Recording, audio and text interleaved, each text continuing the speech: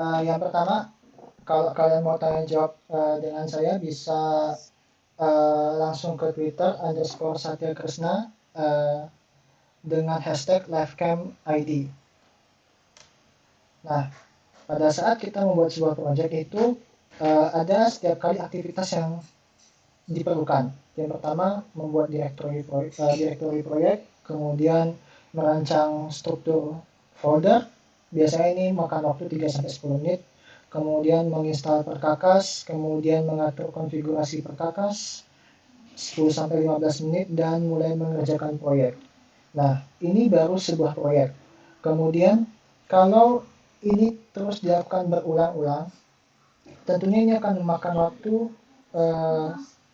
istilahnya membuang waktu sih, dari merancang struktur folder sampai dan mengatur konfigurasi perkakas. Bisa sampai 20 sampai 18-20 menit.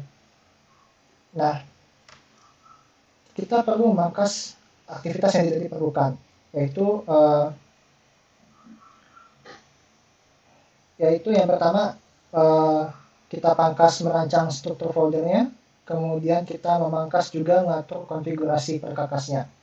Jadi langkah 2 dan 4 ini kita pangkas dengan membuat sesuatu yang bernama starter kit. Jadi mengunduh starter kit sebagai langkah pertama, kemudian menginstal perkakas, kemudian berikutnya itu mulai mengerjakan proyek. Lanjut, apa itu starter kit? Starter kit adalah satu set hal yang diperlukan untuk membuat sesuatu. Apa saja manfaat dari starter kit? Yang pertama, menghemat waktu. Kemudian menghemat waktu ini adalah merancang struktur folder dan mengatur konfigurasi. Yang kedua itu mempercepat langkah mengerjakan proyek. Kemudian yang ketiga, yaitu adalah penyelamat hackathon. Hackathon itu biasanya kan durasinya 24 jam sampai 48 jam dan kita dikejar untuk mengerjakan prototipe produk. Jadi tidak mungkin kita harus menguras waktu untuk mulai mengatur konfigurasi, kemudian merancang struktur folder. Nah, starter kit favorit saya saat ini ya, itu saya buat sendiri, namanya Qiskit. Qiskit itu adalah Keep It Simple Stupid Kit. Dia adalah starter kit berbasis aplikasi satu halaman, alias single page application. Bumbu Qiskit ada yang pertama Group, fungsinya untuk menjalankan beragam tugas. Kemudian ada browser sync untuk memuat ulang halaman setiap kali ada perubahan di suatu file. Yang ketiga itu ada Tailwind CSS, dia adalah framework untuk CSS. Yang keempat itu Page.js, ini semacam pustaka untuk mengatur navigasi single page application. Nah, pengetahuan pakai Qiskit, kita cuma butuh HTML, CSS, JavaScript. JavaScript ini kita harus tahu ES6, kemudian DOM manipulation, kemudian ES modules, kemudian history API untuk routing, dan Go. Nah, kalau kalian mempunyai sebuah starter kit, saya sarankan kalian pakai namanya Degit. Degit ini adalah sebuah perancah proyek langsung dan lebih cepat dibandingkan Git clone, karena dia tidak mengunduh riwayat Git. Riwayat Git itu biasanya ada di folder.git. Kemudian syaratnya adalah kalian harus pakai Node.js versi 8 karena dia butuh async await. Kemudian instalasinya itu kalian tinggal pakai npm install min-g-degit. Nah, kemudian membuat proyek dengan Qiskit dan Degit. Sintaksnya cukup sederhana, tinggal Degit, Satya_Kresna, /kis-kit, terus nama proyeknya. Nah, proyek yang saya bangun pakai Qiskit ini ada dua, ada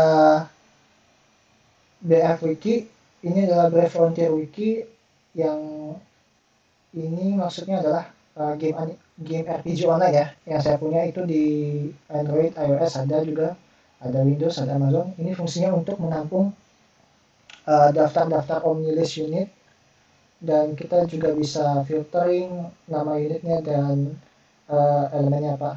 Kemudian dia satu lagi namanya Wasm Summit Clone. Ini contoh website dari WebAssembly. Terus saya coba stacknya itu kalau nggak salah di WebAssembly yang website yang sebenarnya itu di webassemblysummit.org kalau nggak salah itu pakai React. Terus saya coba bawa ke Vanilla.js dan lumayan sih challenge-nya, harus pinter-pinter manipulasi DOM sama harus banyak pakai CSS script utama. Nah, kemudian kita lanjut. Ini ada isu pada single page application. Biasanya ada dua, ada satu di refresh halaman, kemudian akses halaman lain. Saya coba mainkan yang di refresh halaman. Nah, ini ceritanya user ada di website ini, kemudian dibuka link pengguna users. Kemudian ketika dia refresh, yang terjadi adalah dia dapat halaman 404, tidak dapat halaman user. Sama juga ketika membuka halaman about, hasilnya ketika dia di refresh itu mendapatkan halaman 404. Nah, kemudian ini pada saat user mengakses halaman lain. Misalnya user berada di satu tab, kemudian dia langsung inputkan, misalnya website ini localhost, kemudian dia mau ke navigasi /users, misalnya gitu. /users, tapi dia dapat responnya 404. Kenapa ini bisa terjadi? Satu, single page application itu di-render di sisi klien. Yang kedua, single page application biasanya menggunakan satu file index yang dapat diakses oleh browser web. Umumnya itu indeks HTML dan navigasinya ditangani menggunakan history API. Yang terjadi adalah server akan mengembalikan pesan 404 alias tidak ditemukan kepada pengguna. Nah, gimana cara mengatasi isu ini? Yang pertama, kalau kalian pakai ini di mode development, kalian bisa pakai namanya Connect History API Fallback. Jadi, dia ini semacam jembatan yang menjembatani setiap request itu akan diarahkan ke halaman ke file utamanya, yaitu misalnya index HTML. Dengan kriterianya, pertama, request metodenya tipenya get yang menerima tipe text/html. Yang kedua, dia bukan permintaan file langsung. Biasanya request yang diminta tidak boleh ada dot karakter dan tidak cocok dengan pola yang disediakan di options.rewards-nya. Ini options.rewards ini ada di library Connect History API Fallback. Nah, bagaimana kalau di production? Kalau saya mengembangkan proyek pakai Qiskit ini, saya pakai Netlify. Jadi, di Netlify itu sudah menyediakan sebuah setting. Kita membuat file namanya netlify.toml. Itu kita bikin di directory utama project kita, di root directory-nya. Fungsinya ini adalah sebagai pengalihan eksplisit atau explicit redirects. Jadi, setiap kali ada request masuk, dia akan diarahkan ke index HTML. Kalau enggak, nanti bot Netlify-nya itu akan mengarahkan ke halaman 404 kalau misalnya tidak pakai explicit redirect. Nah, itu adalah solusi dari single page application baik di development maupun di production. Lanjut. Kita di Qiskit itu saya sendiri mendisiplinkan diri menggunakan ES modules di single page application-nya. Misalnya ini ada sebuah gambar halaman web. Yang kotak merah ini adalah di file units.js. Kemudian di dalam units.js ini ada dua komponen. Yang pertama daftar unit yang setiap unitnya itu dibungkus dalam bentuk kartu.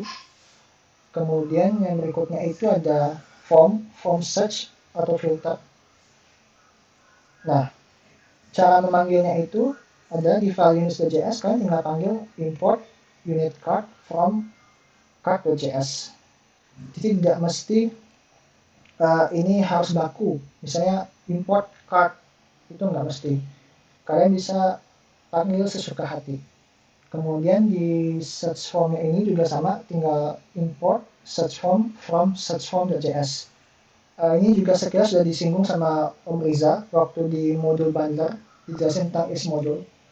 Kemudian lanjut, apakah manfaat dari is modules? Yang pertama, kita bisa membagi kode dalam suatu file menjadi beberapa file yang disebut dengan modul dan bisa digunakan berulang-ulang. Kemudian kita bisa merapikan kode dalam suatu file. Kemudian dukungan is modules ini sudah didukung oleh browser Firefox, Chrome, Safari, iOS Safari, dan lain-lain. Kemudian kesimpulannya adalah starter kit ini adalah sesuatu yang perlu kita buat. Tujuannya itu adalah menghemat waktu, mempercepat langkah, dan penyelamat hackathon. Saya membuka halaman dukungan di Karya Karsa dan traktir.id. Silahkan bagi yang ingin berdonasi. Terima kasih banyak. Kemudian dalam waktu minggu depan saya juga akan memposting ini rekapan dari presentasi ini. Saya buat dalam artikel. Kemudian dalam waktu minggu depan mungkin sudah akan saya publish. Jadi stay tune aja. Itu aja dari saya. Terima kasih banyak. Sekarang kita coba ke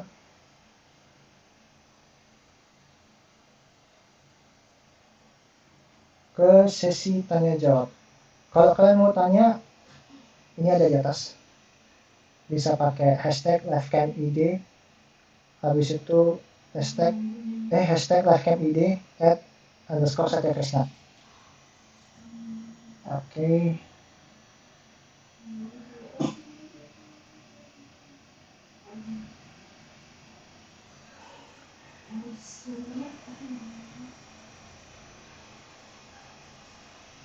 Agak kecepatan.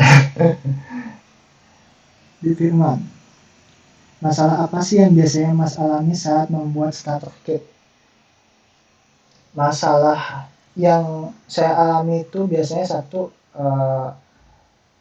saya tipenya senang ngerjain sesuatu tuh yang rapi.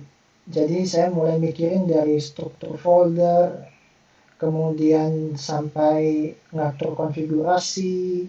Itu saya benar-benar pikirin biar kedepannya itu tidak memikirkan hal itu lagi.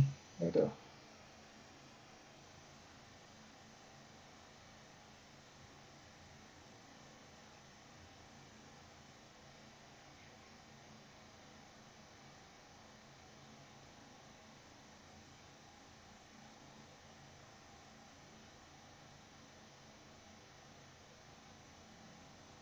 Oke, sambil menunggu, mungkin ada yang ingin bertanya.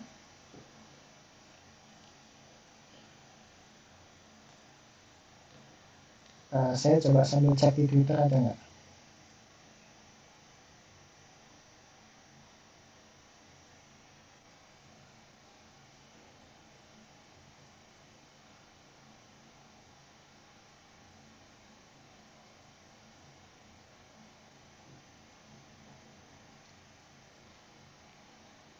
Oke, pertanyaan berikutnya ada dari Mas Doni.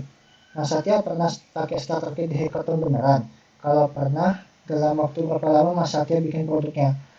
Kalau bikin pakai starter kit di hackathon beneran itu saya belum pernah bikin ya. Ini saya sering dengar cerita dari yang sering ikutan hackathon, kalau mereka itu dituntut untuk menyelesaikan prototipe produk secepat mungkin.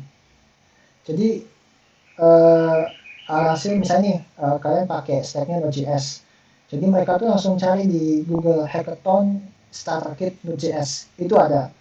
Yang paling fitur yang paling krusial waktu kalian rancang sesuatu di hackathon itu pakai starter kit itu adalah autentikasi. Jadi di starter kitnya itu pasti biasanya sudah ada autentikasi. dan fitur-fitur minimalis kayak CRUD atau semacamnya itu supaya tidak perlu mengatur setup lebih gitu.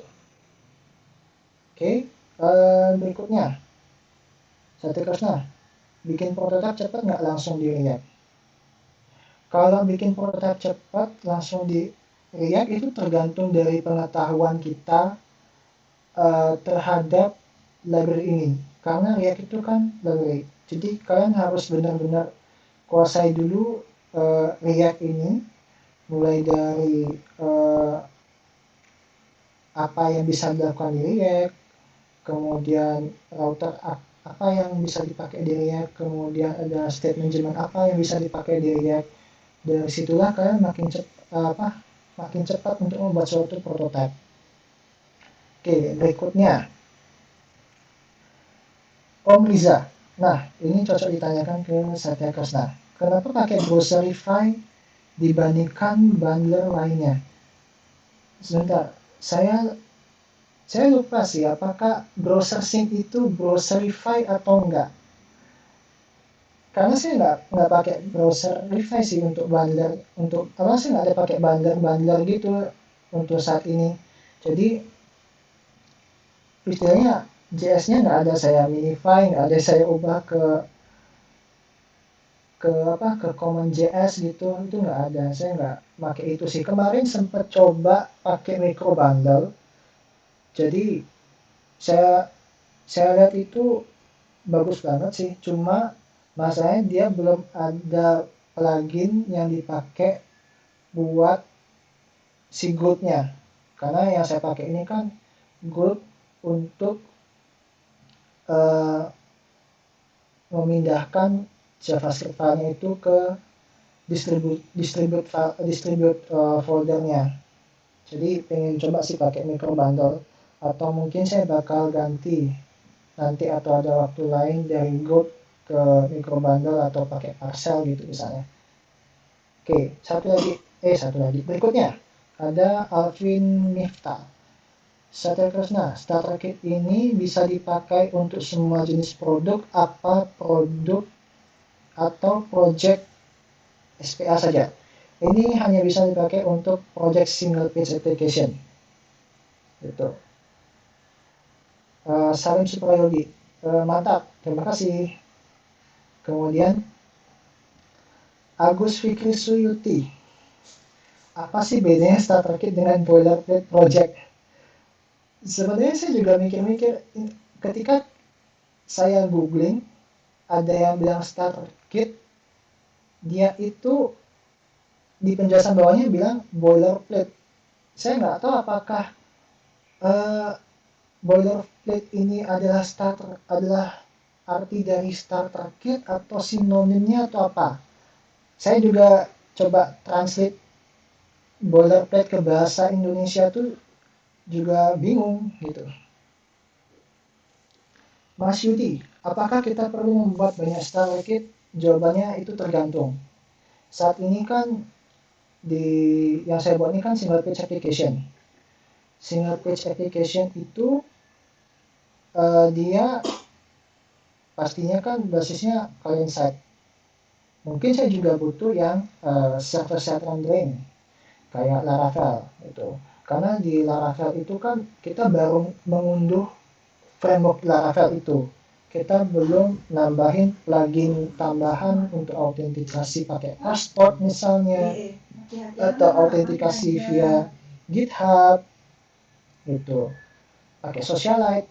Nah seperti itu. Jadi ini butuh tergantung kebutuhan dari kita gitu. Berikutnya dari Hadian Ahmad, mau nanya, kalau misal masnya punya project dengan berbagai produk yang berbeda, berarti bikin starter kit yang beda-beda juga kah? Terus kalau misalkan ada update teknologi, berarti masnya bakal update dan maintain starter kitnya juga ya? Oke, yang pertama nih, kalau misalnya saya punya project dengan berbagai produk yang berbeda, berarti bikin starter kit yang beda-beda juga. Ya, pastinya beda-beda karena setiap produk itu kan tidak bisa mengandalkan satu buah starter kit itu. Kayak apa ya? Kayak palu buat ngapa? Kayak kita cuma ngadain satu benda kayak palu gitu buat ngerjain semuanya, ya pasti nggak mungkin gitu. Atau pisau yang kayak di hotel itu juga nggak mungkin kan. Jadi pastinya kita butuh starter kit yang berbeda-beda. Kemudian terus kalau misalkan ada update teknologi, berarti masnya bakal update dan maintain starter kitnya juga. Kalau update starter kit itu tergantung kenyamanan kita sih update teknologinya. Misalnya kalau teknologinya gampang dan emang sudah saatnya dan emang lebih cepat nge-solve problem dibandingkan yang sebelumnya, barulah saya akan update, barulah saya akan maintain starter kitnya gitu. Kemudian ada lagi alasan tidak menggunakan webpack. Alasan tidak menggunakan webpack karena saya belum terbiasa pakai webpack, belum pernah pakai webpack. Saya belum pernah pakai webpack, pakai webpack juga belum, karena sering dengar mitos dari teman-teman itu belajar webpack itu satu hari full buat ngertiin konfigurasinya. Kemudian ada lagi dari Mas Arya, demo live code dong, masih 20 menit lagi kan. Kayaknya takut nih nggak bisa, soalnya tadi sempat mic-nya panas terus mati. Kayaknya nggak sempat sini. Oke, kita lihat lagi apakah ada demo ya. Kira-kira mau demo apa? Mau demo yang starter kitnya kah?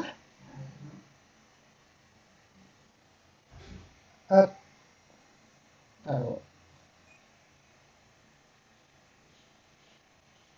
Demo live-nya masih lagi 20 menit ya. Oke. Kayaknya saya mau coba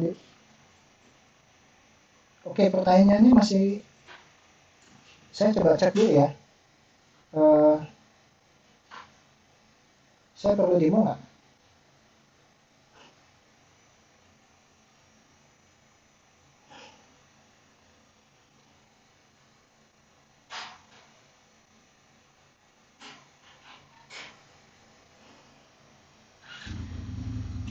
Demo Hello World aja.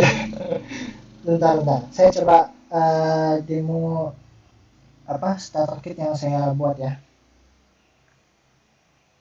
Saya coba demo starter kit kitnya. Tunggu bentar ya. Demo.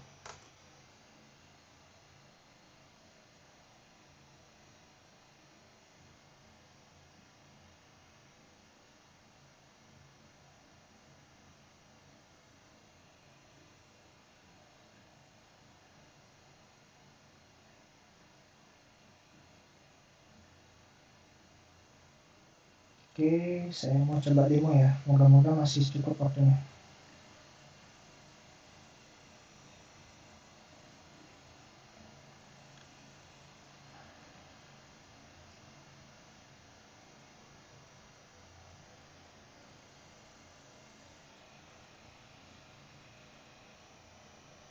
Oke, saya pasti bakal tampilin desktop atau kode editornya. Baiklah, semoga saya berhasil ya. Full capture.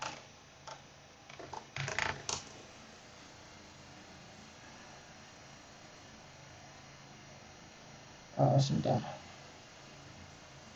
Saya coba dulu yang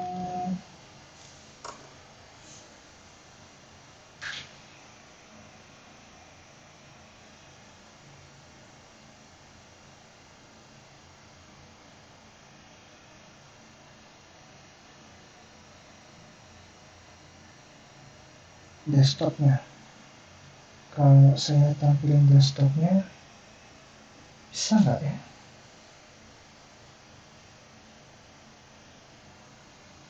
Dulu. Display capture ya. Ini dia. Oke, kayaknya nggak perlu. Kemudian yang ini kita cobain transform fit to screen. Oke, get ready. Ya, semua ngeliat saya ngelihat halaman ini ya. Saya mau coba demoin tentang Brave Frontier Wiki-nya ini. Oke, ini udah.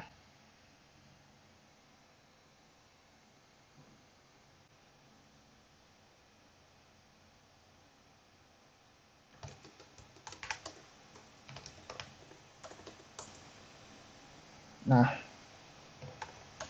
kalau ngejalaninnya itu saya cukup jalanin npm run dev.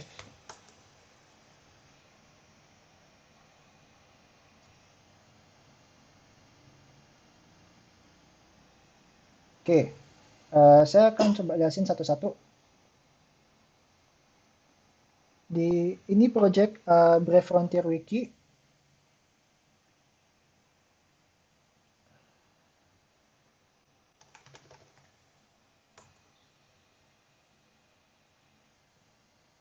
Mantap, live coding.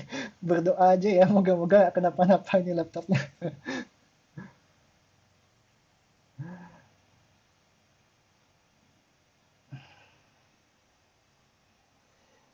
Ini saya, ntar dulu.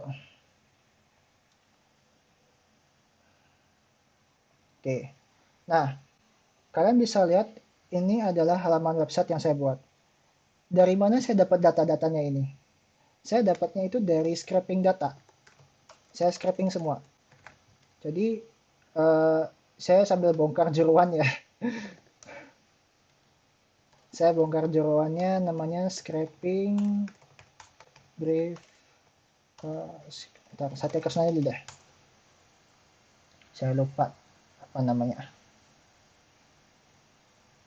Nah,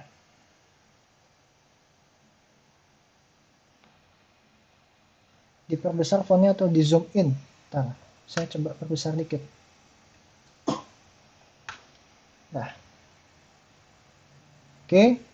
Nah, ini data semua unit ini saya dapatnya itu dari scraping Brave Frontier Wiki-nya ini. Caranya itu saya pakai bantuan JS DOM, dan saya nggak pakai Puppeteer. Kenapa? Karena waktu saya coba itu slow banget, lambat banget. Akhirnya saya putuskan pakai JS DOM. Dan saya baru tahu ternyata website ini saya ngambilnya itu dari sini, dari website ini.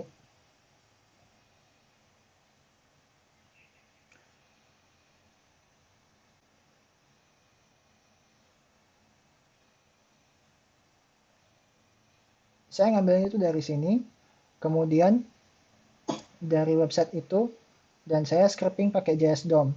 Nah, saya butuh versi JS DOM minimal saya butuh Node.js minimal versi 12.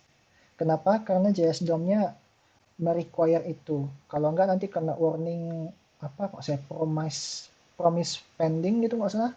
Nah, sekarang saya nggak bakal ngejelasin sampai dalam-dalamannya. Saya cuma jelasin langkah-langkahnya. Untuk men-scraping datanya ini, saya bermodalkan bantuan dari GitHub Workflow. Jadi saya pakai GitHub Action. Jadi dari GitHub Action ini dia akan menjalankan schedule setiap 3 hari sekali di jam 23.59 di jamnya GitHub ya. Itu dia akan menjalankan job ini mulai dari setup node, kemudian install npm, asetnya dependency, kemudian mulai dari scraping unit sampai scraping omni unit. Kemudian ketika sudah berhasil mendapatkan data, dia akan men-commit, itu datanya dan langsung di pull ke repository ini. Semoga ada demo tentang yang action ini. Nah, ini ada GitHub Action. Oh, ini baru kemarin nih. Ini baru kemarin ketika kamu klik ini, dia itu bakal ngejalanin workflow. Workflow-nya itu seperti ini. Bentar. Kayak kamera abaikan aja. Itu dulu. Ini ya. Camnya. Sebentar, saya coba ganti dulu. Ketimpa.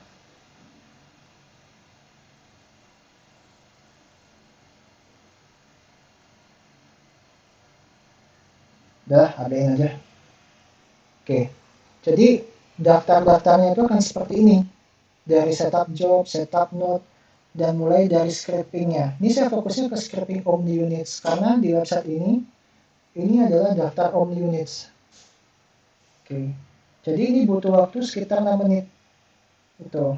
Nah, kenapa sih saya nggak install di server lain gitu? Karena saya nggak pengen bikin diri saya ribet. Saya cukup ngandelin GitHub aja, dan nanti hasilnya itu ada di sini. Dia akan nyimpan di folder data. Di folder data itu ada Omni Units. Kemudian kamu buka, klik raw-nya ini. Jadi JSON ini akan saya ambil. JSON sebanyak ini akan saya ambil. Kemudian saya proses ke sini. Gitu. Sorry. Saya ulangi ya. Jadi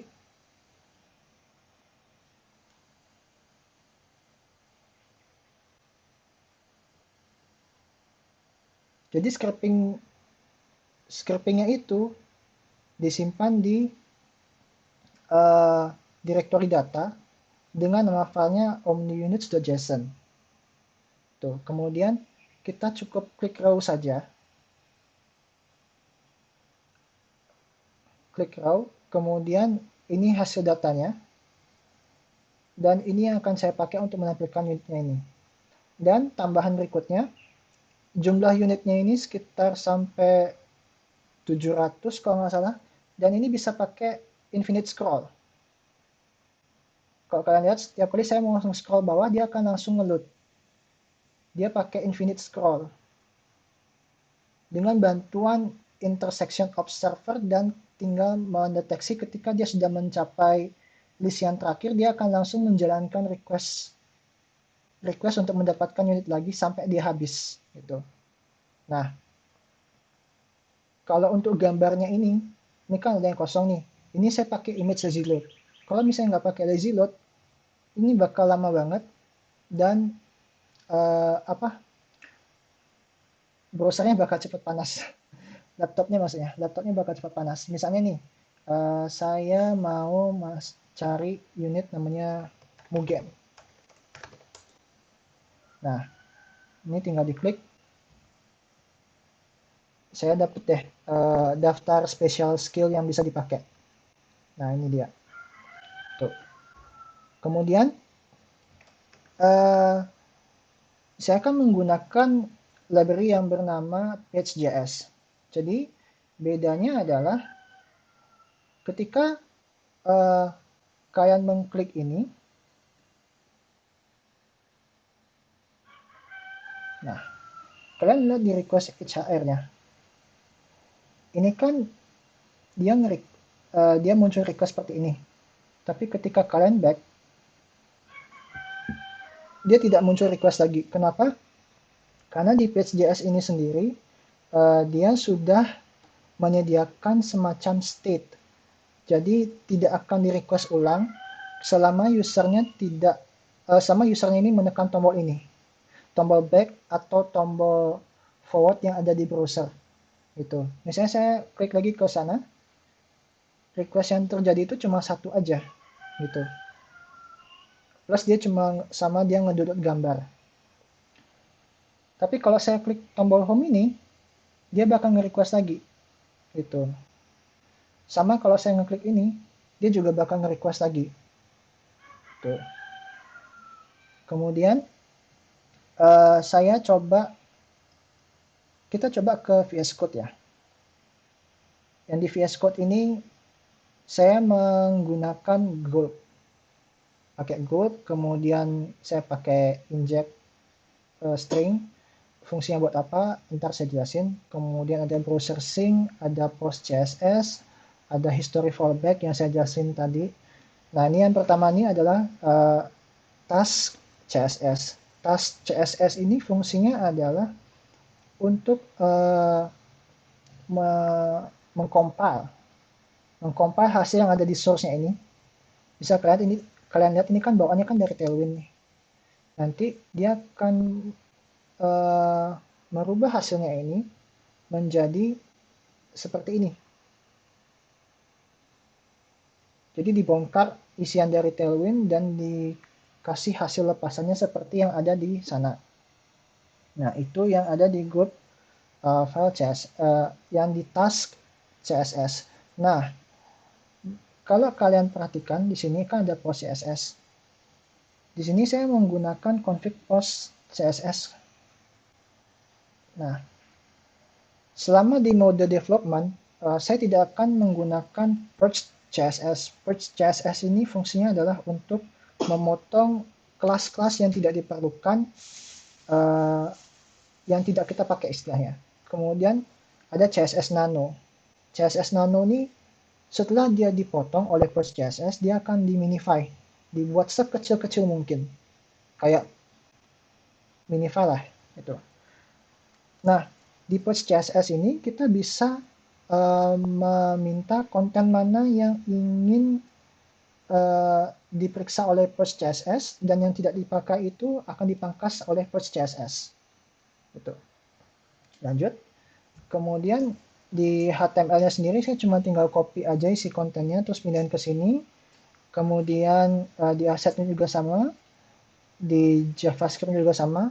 Saya nggak sempat nyari plugin buat minify, jadi saya biarkan aja dulu.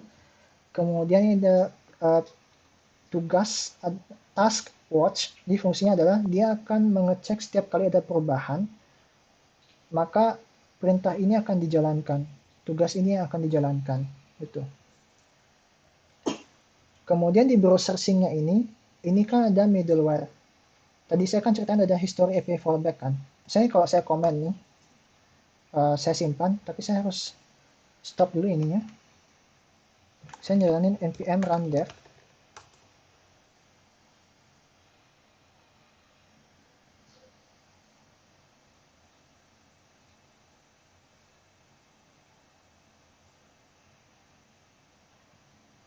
Oke. Kemudian saya misalnya tadi masuk ke localhost 3000. Oke, ini saya lupa setting default browsernya, saya malah setting default browsernya Firefox. Oke, nggak apa-apa, pakai ini aja, pakai Firefox. Misalnya ini adalah halaman yang sudah muncul, terus kita klik ini, kan ada masalah kan? Cuman kalau saya refresh, dia nggak dapat. Kenapa? Karena kan tadi saya bilang bahwa kalau nggak ada middleware connect history API fallback, jadi routingnya itu bakal ngarah ke directory /units, directory / namanya Ignis Halcyon Vargas, sama nyari ini file index HTML di sini. Cuma kan masalahnya kita definisiin file index HTML-nya itu di sini kan, setelah port 300 ini. Makanya nggak nemu gitu. Oke. Sama misalnya kita langsung ke halaman about. Di sini kan halaman about nih. Kalau misalnya saya langsung localhost /about, dia nggak dapat karena halamannya 404 seperti yang saya ceritakan tadi. Jadi dia nyarinya /about, cari directory about, cari file namanya index.html, dia nggak dapat gitu. Jadi dengan menyalakan history API fallback-nya ini,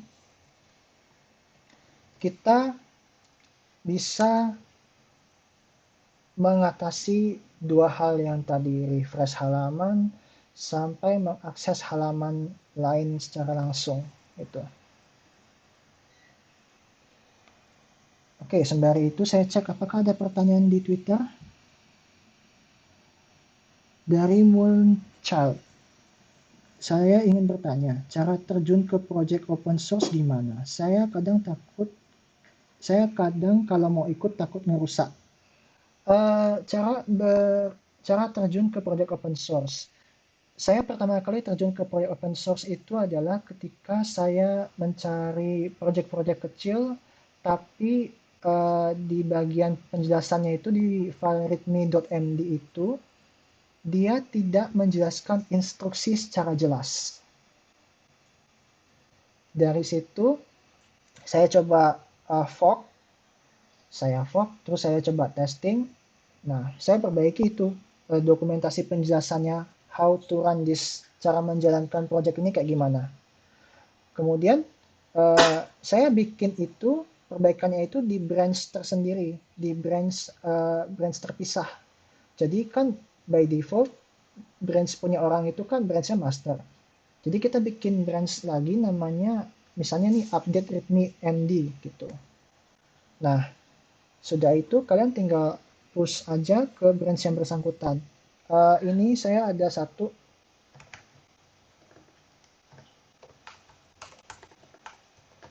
Ini adalah project dari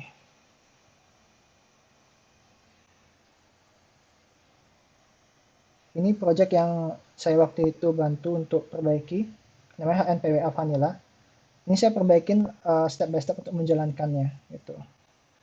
Oke, satu lagi. Kalau isu SPA di GitHub page pernah nggak bro? Soalnya tadi kan cuma Netlify aja. Saya belum pernah nyoba sih yang GitHub page. Oke, satu lagi. Ini saya mau jelasin. Saya waktu deploy, saya menjalankan inject analytic. Jadi saya inject Google Analytics-nya ke sini. Saya jalanin inject Google Analytics-nya, kemudian ini hanya akan berjalan pada saat di config package JSON-nya. Jadi ini jalanin group build, kemudian di inject analytics-nya. Jadi fungsi inject analytics ini adalah saya pengen tahu gimana caranya, apakah user ini mengakses halaman ini atau enggak gitu. Ini strukturnya ada saya simpan di folder behaviors, kemudian ada track url.js. Seperti ini. Saya tinggal cek apakah Google Analytics ini ada di window global. Kalau ada, tolong di set. Kalau nggak ada, ya nggak usah jalanin. Gitu. Oke. Saya rasa itu dari saya. Saya ucapkan terima kasih dan saya serahkan ke